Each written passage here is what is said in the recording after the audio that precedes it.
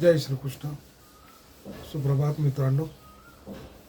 आजचा दिवस तुम्हाला आनंदात, सुखात, समाधानात जाऊ. तुमच्याकडनं चांगलं सत्कर्म घडो ही कृष्णचरणी प्रार्थना.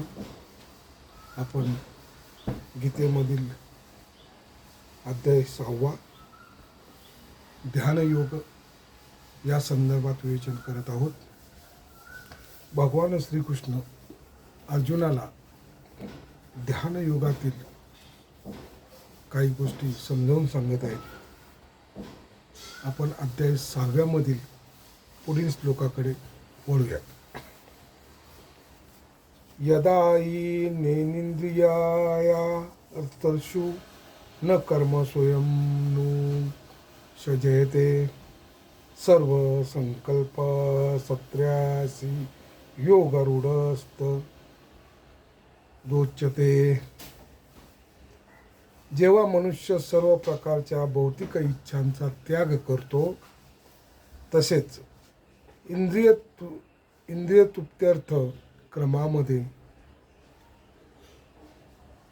कर्मामध्ये आणि सकाम कर्मामध्ये प्रवृत्त होत नाही, तेव्हा तो योगारूढ झाल्याचे म्हटले जाते.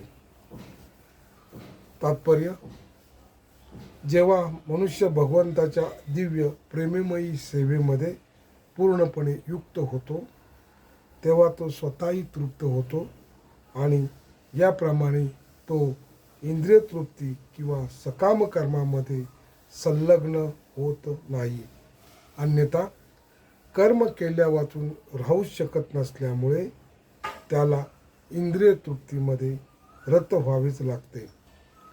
कृष्ण भावनेशिवाय तो सतत स्वकेंद्रित किंवा व्यापक स्वार्थ कर्माच्या शोधातच असतो. परंतु कृष्ण भावना भावित मनुष्य हा श्रीकृष्णाच्या संतुष्टीकरिता सर्व काही करू शकतो आणि त्या योगे तो इंद्रिय तृप्तीपासून पूर्णपणे अनासक्त राहू शकतो.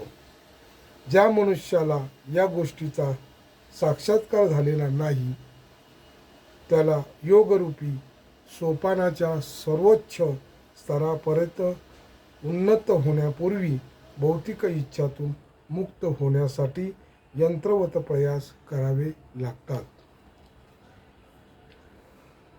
उद्धरेदात्मनात्मनं नामात्मनं वसादयते आत्मेव यात्मानो बंधुरावेत्मेव रिपुरात्मनः. मनुष्याने आपल्या मनाद्वारे स्वतःची अधोगती होऊ न देता स्वतःचा उद्धार केला पाहिजे. मन हे बद्ध जीवांचा मित्र तसेच शत्रूही आहे. तात्पर्य: विविध परिस्थितीनुसार आत्मा शब्दाचा अर्थ शरीर, मन व आत्मा असाही होतो. योग पद्धतीमध्ये विशेष करून बद्ध जीव आणि मन हे महत्त्वपूर्ण असतात. योगाभ्यासाचा केंद्रबिंदू हा मन असल्यामुळे या ठिकाणी आत्मा हा शब्द मनाचा निर्देश करतो. योग पद्धतीचा हेतू हा मन संयमित करणे आणि इंद्रिय विषयावरील आसक्तीपासून मन काढून घेणे हा आहे. या ठिकाणी निक्षून सांगण्यात आले आहे की मनाला अशा प्रकारे प्रशिक्षित केले पाहिजे की जेणेकरून ते बद्ध जीवाच्या अज्ञानाच्या दलदलीतून उद्धार करू शकेल. भौतिक जीवनात मनुष्य मन आणि इंद्रियाच्या अधीन होतो. वस्तुतः मनामुळेच विशुद्ध भाव भौतिक अस्तित्वात गुरफटून जातो. मनाच्या मिथ्य अहंकाराशी संबंध येतो आणि हा मिथ्य अहंकारच भौतिक प्रकृतीवर प्रभुत्व गाजवण्याची इच्छा करतो. म्हणून मनाला अशा प्रकारे प्रशिक्षित केले पाहिजे की जेणेकरून ते भौतिक प्रकृतीच्या झगमगाटाने आकर्षित होणार नाही आणि या प्रकारे बद्ध जीवाचे रक्षण होऊ शकेल. इंद्रिय विषयांद्वारे आकर्षित होऊन मनुष्याने स्वतःची अधोगती होऊ देऊ नये. मनुष्य जितक्या प्रमाणात इंद्रिय विषयाद्वारे तो आकर्षिला जातो तितक्या प्रमाणात तो भौतिक अस्तित्वामध्ये गुंतत जातो. यातून सुटण्याचा सर्वोत्तम उपाय म्हणजे मनाला सतत कृष्ण भावनेमध्ये युक्त करणे होय. ही या शब्दाचा या मुद्द्यावर जोर देण्यासाठीच उपयोग करण्यात आला आहे. म्हणजे मनुष्याने हे केलेच पाहिजे असेही सांगण्यात येते की मन एवं मनुष्यानां कारणं बंध मोक्षयोः बंधाय विषयासंगो मुक्तय निर्विषयम मनः. मनुष्यासाठी मन हे बंधनाचे तसेच मुक्तीचे कारण आहे. कारण इंद्रिय विषयामध्ये संलग्न झालेले मन हे बंधनास कारणीभूत असते आणि इंद्रिय विषयापासून अनासक्त झालेले मन हे मुक्तीस कारणीभूत होते. म्हणून जे मन निरंतर कृष्ण भावनेमध्ये संलग्न असते ते परममुक्तीस कारणीभूत असते. बंधुरात्मानं मनस्तस्य येनात्मय वात्मना जितः अनात्मनवस्तु शत्रुत्वे वर्ततेत्मेव शत्रुवत. ज्याने मनाला जिंकले आहे त्याच्यासाठी मन हे सर्वोत्तम मित्र आहे. परंतु जो असे करण्यामध्ये अपयशी झाला आहे त्याच्यासाठी त्याचे मन हे परमशत्रू असते. तात्पर्य: मनाला संयमित करणे हा अष्टायोगाचा अभ्यासाचा उद्देश असतो. ज्यामुळे मानवी जीवनाची ध्येयप्राप्ती करण्याकरता हे मन मित्र होऊ शकेल. जोपर्यंत मन संयमित होत नाही तोपर्यंत योग म्हणजे केवळ कालापव्यय आहे. जो मनुष्य आपल्या मनाला संयमित करू शकत नाही तो नेहमी सर्वात मोठ्या शत्रूबरोबर राहत असतो आणि याप्रमाणे त्याचे जीवन आणि जीवनाचा उद्देश निष्फळ होतो. वरिष्ठांच्या आज्ञेचे पालन करणे ही जीवाची स्वरूपस्थिती आहे. जोपर्यंत मनुष्याचे मन अविजित शत्रू राहते तोपर्यंत त्याला काम, क्रोध, लोभ, मोह इत्यादींच्या आदेशाचे पालन करावे लागते. परंतु मन जेव्हा जिंकले जाते तेव्हा मनुष्य स्वइच्छेने परमात्मा रूपाने प्रत्येकाच्या हृदयामध्ये स्थित असणाऱ्या पुरुषोत्तम श्री भगवान यांच्या आज्ञांचे पालन करण्याचे मान्य करतो.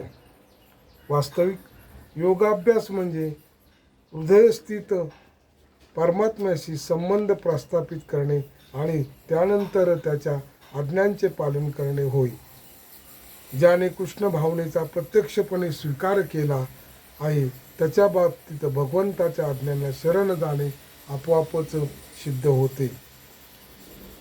जितात्मनः प्रशान्तस्य परमात्मा समाहितः शीतोष्ण सुख दुःखेषु तथा मानापमानयोः. ज्याने मन जिंकले आहे त्याला परमात्मा प्राप्त झालेलाच असतो. त्याने शांती प्राप्त केलेली असते. अशा मनुष्यासाठी सुख आणि दुःख, शीत आणि उष्ण, मान आणि अपमान सर्व काही सारखे असते. तात्पर्य: प्रत्येकाच्या हृदयात परमात्मा रूपाने स्थित असणाऱ्या पुरुषोत्तम श्री भगवान यांच्या आज्ञांचे पालन करणे हे प्रत्येक जीवाचे वास्तविक लक्ष्य आहे. मन जेव्हा बाह्य मायाशक्तीद्वारे चुकीच्या मार्गाने नेले जाते तेव्हा मनुष्य भौतिक क्रियांमध्ये गुंतला जातो. म्हणून कोणत्याही एका योगाद्वारे मन संयमित केले जाते. जेव्हा मनुष्याचे ध्येय प्राप्ती केल्याप्रमाणेच आहे. मनुष्याने अधिकारी व्यक्तीच्या आज्ञांचे पालन केले पाहिजे. जेव्हा मनुष्याचे मन प्रकृतीमध्ये स्थित होते तेव्हा त्याला भगवंताच्या आज्ञांचे पालन करण्याशिवाय इतर कोणताही पर्याय नसतो. मनाला कोणता तरी श्रेष्ठ आदेश मानावा लागतो आणि त्याचे अनुसरण करावेच लागते. मन संयमित करण्याचा परिणाम म्हणजे मनुष्य आपोआपच परमात्म्याच्या आदेशाचे पालन करू लागतो.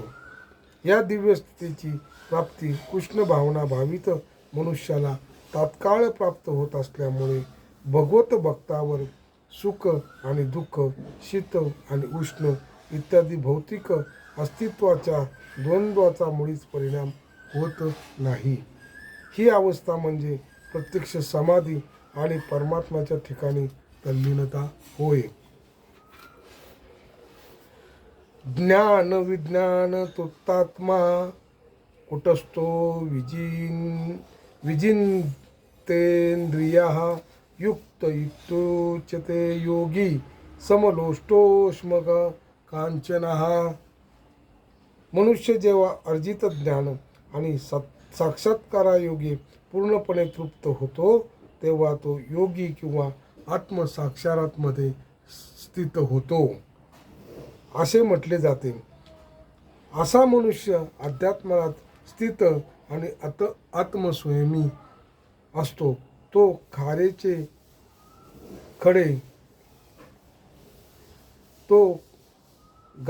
खडे, दगड, सोने इत्यादी सर्व काही समदृष्टीने पाहतो.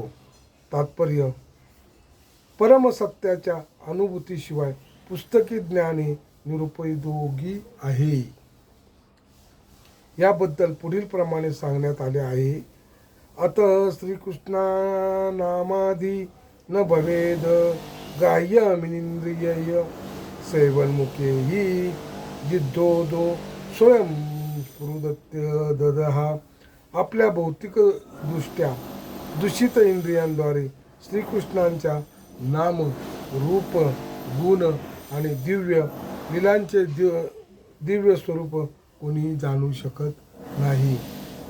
केवळ दिव्य भगवत सेवेद्वारे मनुष्य जेव्हा आध्यात्मिक दृष्ट्या परिपक्व होतो तेव्हा त्याला भगवंताच्या दिव्य नाम, रूप, गुण आणि लीला प्रकट होतात. ही भगवद्गीता म्हणजे कृष्ण भावनेचे विज्ञान आहे. केवळ सांसारिक पांडिताद्वारे कोणी कृष्ण भावना भावित होऊ शकत नाही. शुद्ध भावनायुक्त व्यक्तीचा सत्संग होण्याइतपत मनुष्याला भाग्यवान असावे लागते. श्रीकृष्णाच्या कृपेमुळे कृष्ण भावना भावित मनुष्याला साक्षात्कारी ज्ञान असते, कारण तो विशुद्ध भक्तिपूर्ण सेवेने तृप्त झालेला असतो. साक्षात्कारी किंवा अनुभूत ज्ञानाद्वारे परिपूर्णतेला प्राप्त होते. दिव्य ज्ञानाच्या आधारे मनुष्य आपल्या श्रद्धेमध्ये दृढ राहू शकतो, परंतु केवळ पुस्तकी ज्ञानाने तो सहजपणे मोहित होऊ शकतो आणि वरकरणी विरोधाभासामुळे गोंधळून जाऊ शकतो. आत्मसाक्षात्कारी जीव हा वास्तविकपणे आत्मस्वयमी असतो, कारण तो श्रीकृष्णांना शरण गेलेला असतो. तो दिव्य असतो, कारण त्याला सांसारिक पांडित्याशी मुळीच कर्तव्य नसते. सांसारिक विद्वत्ता आणि मानसिक तर्कवाद जरी इतरांना सोन्याप्रमाणे भासत असले तरी त्याच्या लेखी मात्र त्यांना खडे किंवा दगडापेक्षा अधिक मूल्य नसते. सुहृदन मित्रार्यु दासीन मध्यस्थे द्वेष बंधुषु साधुष्वपीच पापेषु समबुद्धिर्विशिते शिष्येषते.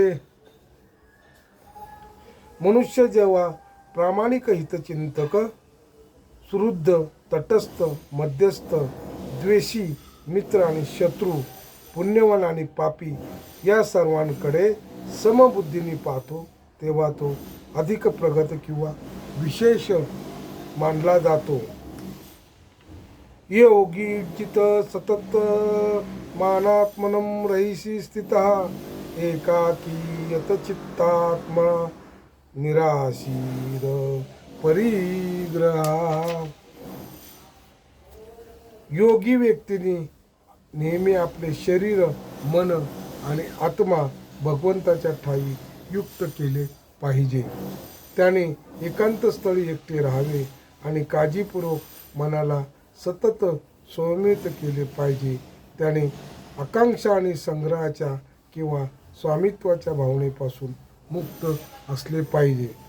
तात्पर्य: श्रीकृष्णांचा साक्षात्कार ब्रह्म, परमात्मा आणि पुरुषोत्तम श्री भगवान या तीन विविध रूपांमध्ये होतो. थोडक्यात कृष्ण भावना म्हणजे दिव्य प्रेममयी भगवत सेवेमध्ये युक्त होणे होय. परंतु जे निर्विशेष ब्रह्म किंवा अंतर्यामी परमात्मा रूपावर आसक्त आहेत ते सुद्धा अंशतः कृष्ण भावना भावितच असतात. कारण निर्विशेष ब्रह्म म्हणजे श्रीकृष्णांचेच आध्यात्मिक किरण आहेत आणि परमात्मा हे श्रीकृष्णांचे सर्वव्यापी अंशिक विस्तार रूप आहे. याप्रमाणे निर्विशेषवादी आणि ध्यानयोगी हे सुद्धा अप्रत्यक्षपणे कृष्ण भावना भावित असतात. प्रत्यक्षपणे कृष्ण भावना भावित असणारा मनुष्य हा सर्वोत्तम योगी असतो. कारण अशा भक्ताला ब्रह्म आणि परमात्म्याचे ज्ञान असते. त्याला परमसत्याचे परिपूर्ण ज्ञान असते. कारण निर्विशेषवादी, ध्यानवादी योगी आणि पूर्ण रूपाने कृष्ण भावना भावित नसतात. तथापि या सर्वांना या ठिकाणी आपल्या विशिष्ट प्रयत्नात सतत संलग्न राहण्यास सांगण्यात आले आहे, जेणेकरून त्यांना यथासमये परमसिद्धीची प्राप्ती होऊ शकेल. योगाचे सर्वप्रथम कार्य म्हणजे आपले मन निरंतर श्रीकृष्णावर एकाग्र करणे. सदैव श्रीकृष्णाचे स्मरण केले पाहिजे आणि क्षणभरही त्याचे विस्मरण होऊ देऊ नये. भगवंतावरील मनाच्या एकाग्रतेला समाधी असे म्हणतात. मनाची एकाग्रता साधण्यासाठी मनुष्याने नेहमी एकांतवासात राहिले पाहिजे आणि बाह्य विषयांपासून होणारा व्यत्यय टाळला पाहिजे. त्याने अत्यंत काळजीपूर्वकरित्या आपल्या साक्षात्कारासाठी अनुकूल असणाऱ्या परिस्थितीचा स्वीकार केला पाहिजे आणि साक्षात्कारास बाधक असणाऱ्या प्रतिकूल परिस्थितीचा त्याग केला पाहिजे.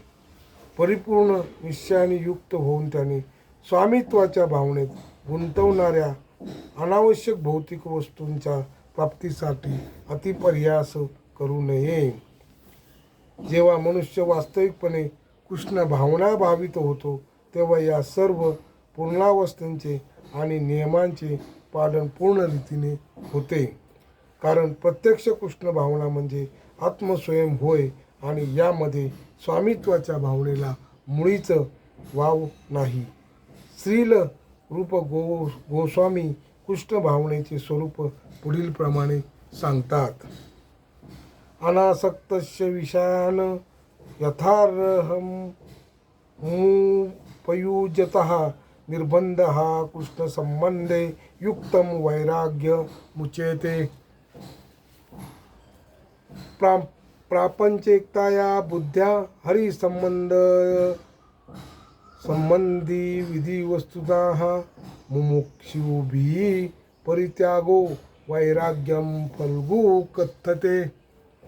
जेव्हा मनुष्य कोणत्याही गोष्टीवर आसक्त नसतो पण त्याचवेळी तो जेव्हा श्रीकृष्णांची सर्व गोष्टींचा स्वीकार करतो तेव्हा तो स्वामित्वाच्या भावनेपासून वास्तविकपणे मुक्त झालेला असतो. उलटपक्षी सर्व वस्तूंचा संबंध श्रीकृष्णांशी असल्याचे न जाणवता जो सर्व वस्तूंचा त्याग करतो त्याचे वैराग्य अपूर्ण असते.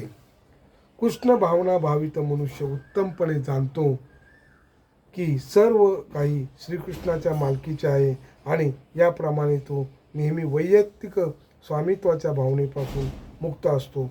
म्हणून त्याला आपल्या वैयक्तिक स्वार्थासाठी कोणत्याही गोष्टीची लालसा नसते. कृष्ण भावनेसाठी अनुकूल गोष्टींचा स्वीकार कसा करावा आणि कृष्ण भावनेसाठी प्रतिकूल असणाऱ्या गोष्टींचा त्याग कसा करावा हे तो जाणतो.